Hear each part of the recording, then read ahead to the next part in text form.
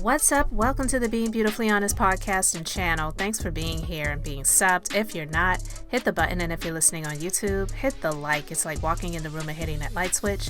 Let's brighten up the place and get into this holy mess. Have you ever been swallowed? Swallowed. I would have been. Have you ever been swallowed? Swallowed. Swallowed up. Have you ever been swallowed?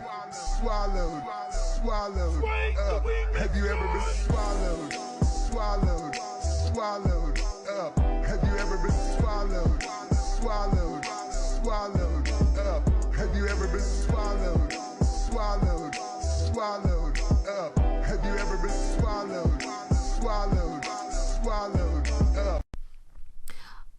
All right, so tdjakes' Accuser has come back for more. He has returned to the Larry Reid live platform, and there's so much I want to say. I can't listen to Larry Reid for a long period of time. I hardly can listen to him at all. So for me, I don't understand how anyone could listen to this cretin for a long period of time. And I see why he keeps those dark sunglasses on, because he looks like this ain't about his looks, but the man looks horrible. I'm just going to put it like that. But I see why he keeps those sunglasses on. I guess he tries to cover up those sunken in eyes. It's just something about this man. He's gross. To not just come out and admit he is who he is and want to have this platform of a ministry when all it is a bunch of mess, right? And he's been able to be something online that he was never really able to be with a brick and mortar church. But I digress. The man that I had a lot of questions about, and I felt like it was weird for him to, first of all, be on Larry Reid's platform, of all platforms, to share this story when the accusations that this person has about tdjakes is similar to accusations that has been had about Larry Reid. So I feel like he should be somebody that would steer clear of situations and stories like this, but he has those narcissistic tendencies that deny the truth about themselves. So he doesn't claim being gay. He doesn't claim that anything that he has done with the people that have accused him of doing what they have done is the truth. He doesn't claim any of those things, right? So I feel like him giving a platform and a space to this man, duanereading, to share the things that he has shared is a way of trying to wash that stigma of him being who a lot of people believe he is off of him, and to try to be a victim's advocate in a way when he has been accused of being a victimizer. It is just weird. So with that being said, this guy has returned to his platform for more. And I feel like this man is, meaning Larry Reid, is not being honest, especially because of some of the things that he said. It just does not make sense, especially when it comes to tdjakes and that monster of a ministry that he has, the Potter's House, that is out here striking people's YouTube channels. But you mean to tell me that tdjakes' team, and then he called them fixers, reached out to him to try to figure out how they could pay him money to get this guy to stop talking, or to get him to stop interviewing this guy and sharing the story? One, that doesn't make sense because it's already out here. So why would they pay him money to just take it down? I don't believe that. I don't believe that at all. But I feel like Larry has gotten wind of people's content. I'm not saying he listened to mine. I don't care if he knows that I even exist. Quite frankly, I would love to know that he doesn't know I exist. I'm not trying to be in his radar. I'm not trying to be in his algorithm. I don't care. about him and about him knowing who I am and what I talk about. I really don't. But I'm saying I believe he's gotten wind of some other people's opinions of this interview that he did. And so now this is his way of trying to persuade some people to make it seem like what he did and said in the previous interview, because there were things that he said himself, Larry said himself, that were just not things that most people agree with.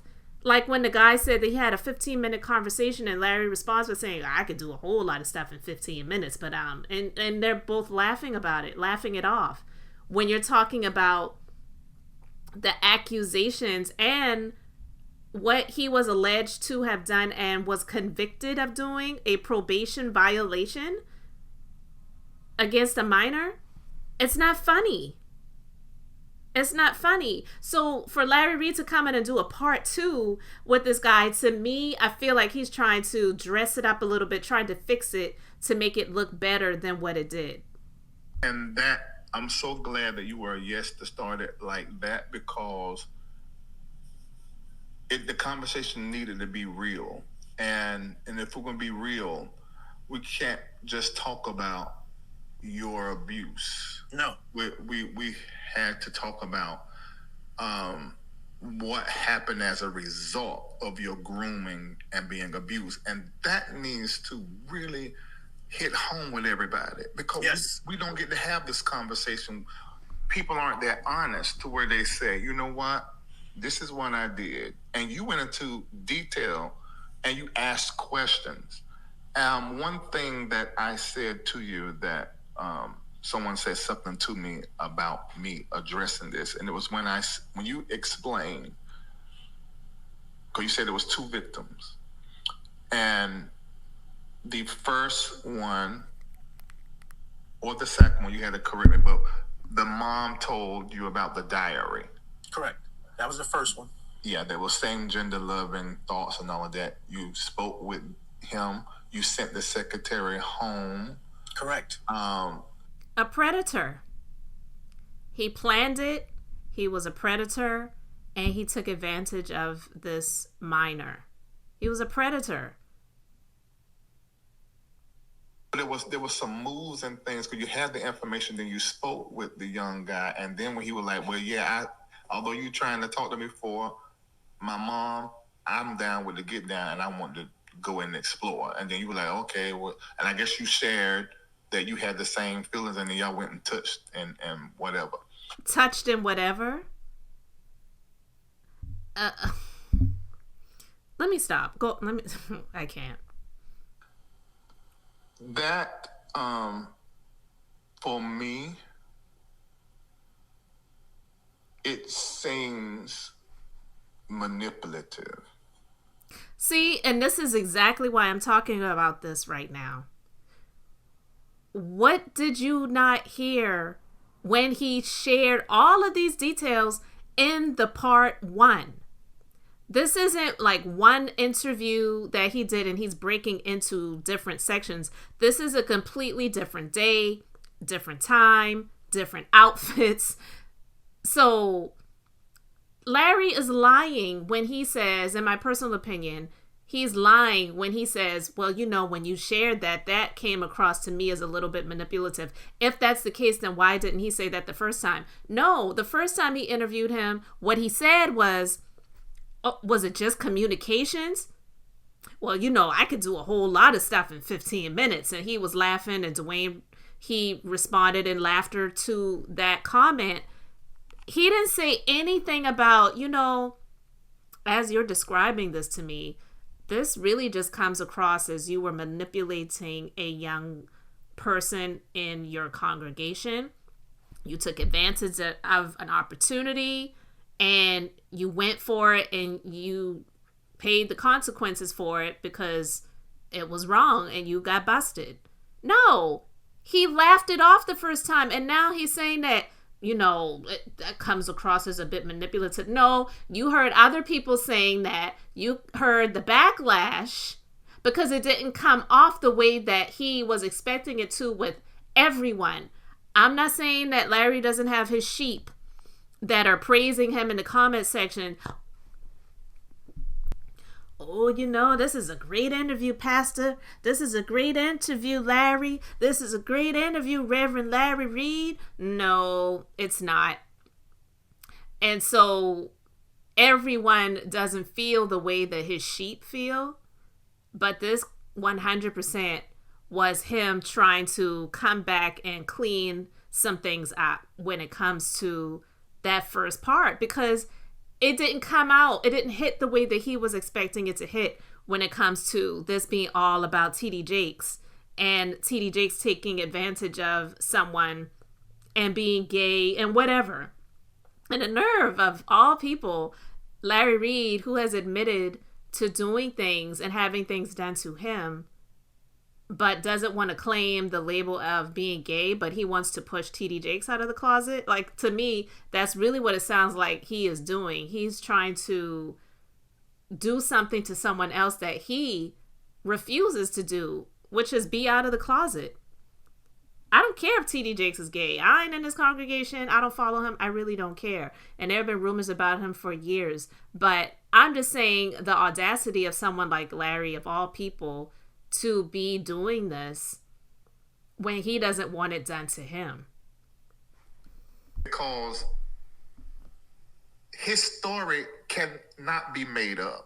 We had Brian Keith Williams to come in the chat to confirm. I've talked to 6 other people and haven't told you nothing about it, because we've had one conversation since our last interview and text on top of that, who confirm as much as possible, because nobody was there when these acts happened, so we don't know how that happened, if it happened. We're just going by what you said. But everything else outside of that, everybody confirms.